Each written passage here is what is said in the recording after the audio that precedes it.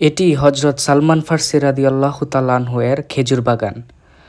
বাগানটি মদিনার একটি ঐতিহাসিক স্থান, যেখানে হজরত মুহাম্মদ সাল্লাল্লাহু আলাইহি সাল্লাম নিজ হাতে ৩০০ খেজুর গাছ রোপণ করেছিলেন।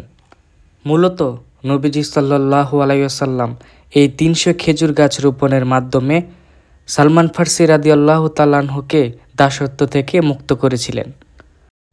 আজকের ভিডিওতে এই খেজুর বাগানের সম্পূর্ণ ইতিহাস তুলে ধরব আপনাদের সবার মাঝে। হজরত সালমান ফার্সি রাদিয়াল্লাহু তাআলা আনহুর খেজুর বাগানটি মদিনার কুবা মসজিদের কাছাকাছি অবস্থিত। আমরা আজকে মসজিদে কুবায় সফর শেষ করে এখন চলে এসেছি হজরত সালমান ফার্সি রাদিয়াল্লাহু তাআলা আনহু এর খেজুর বাগানে। এইটুকু এসে বুঝতে পারলাম খেজুর বাগানটি বিশাল বড়, কারণ আমরা যখন রাস্তার প্রবেশ করি তখন থেকেই খেজুর বাগানটি দেখতে দেখতে আমরা এই পর্যন্ত চলে আসি।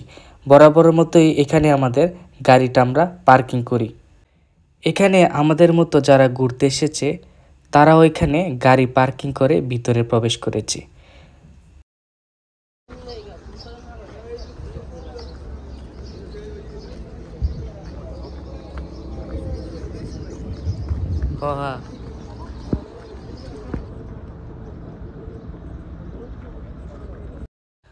আমরা এখন চলে এসেছি খেজুর বাগানের ভিতরে। এই খেজুর বাগানের কয়টি প্রবেশ গেট আমার জানা নেই। আমরা যে গেটটি দিয়ে প্রবেশ করেছি এখানে প্রথমে ঢুকতেই আমরা একটি পানির হাউস দেখতে পাই, যেখানে মেশিনের মাধ্যমে এইখানে এসে পানি পড়ছে এবং পানিটা ছিল খুবই স্বচ্ছ এবং এই পানিতে মাছও রয়েছে। এবং এখানে একটি বাচ্চা ছেলেকে দেখলাম, সে এখানে নেমে সাঁতার কাটতেছে। এই যে দেখেন, এখানে কৃত্রিম মেশিনের মাধ্যমে এখানে পানি এসে পড়ে, আবার এই পানি খেজুর বাগানে যায়।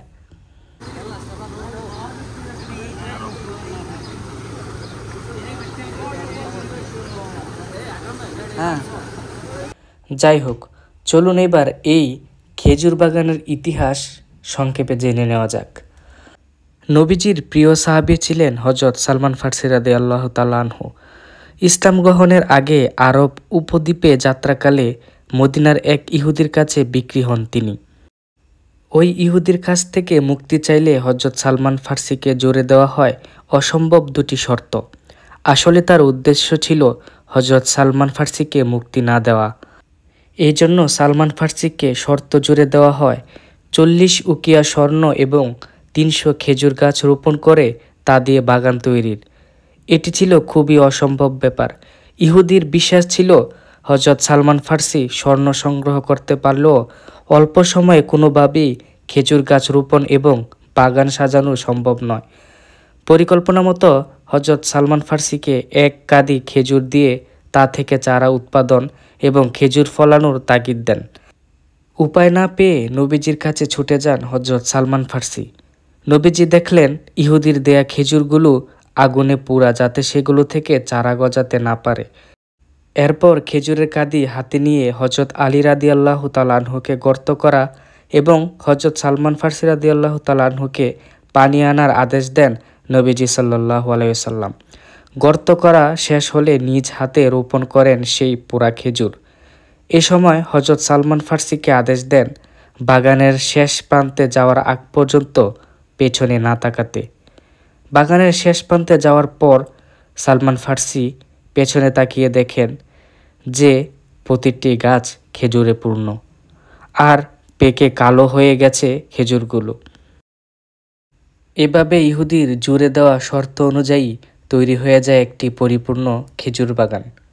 এভাবে রাসূল সাল্লাল্লাহু আলাইহি সাল্লাম এর সহযোগিতার মাধ্যমে দাসত্ব থেকে মুক্তি লাভ করে হজরত সালমান ফার্সি রাদিয়াল্লাহু তাআলা আনহু। ভিডিওটি ভালো লাগলে অবশ্যই চ্যানেল সাবস্ক্রাইব করবেন এবং কমেন্ট করবেন।